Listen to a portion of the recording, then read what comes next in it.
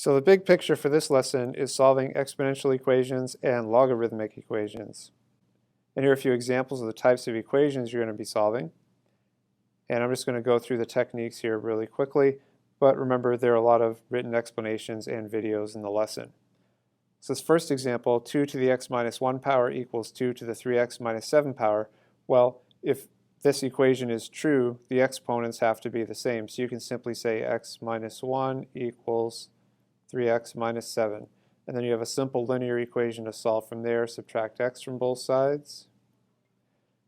And you get negative 1 equals 2x minus 7. And I can see I should have left more room for myself. Add 7 to both sides, you get 6 equals 2x. Divide both sides by 2, you get 3 equals x. Then of course you want to check your solution. So it's going to be 2 to the 3 minus 1, which is 2 to the 2, equals, put a 3 in here, 3 times 3 is 9, and then minus 7 is 2, so 2 to the 2. So that is true, and here's your solution. Okay, now here you only have a variable in one exponent. So one way to solve this would be to convert to logarithmic form.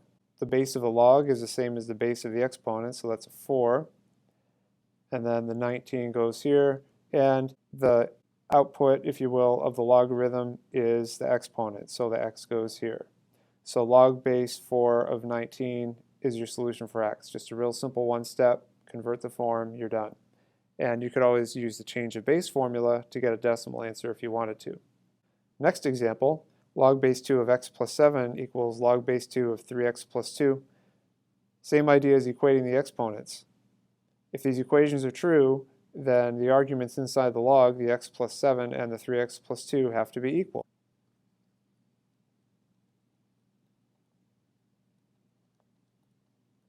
So then to solve, subtract x from both sides. That's going to leave 7 equals 2x plus 2. Subtract 2 from both sides.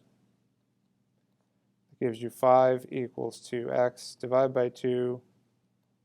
And x equals 5 halves. So then you would substitute in, make sure you check your answers. X equals 5 halves.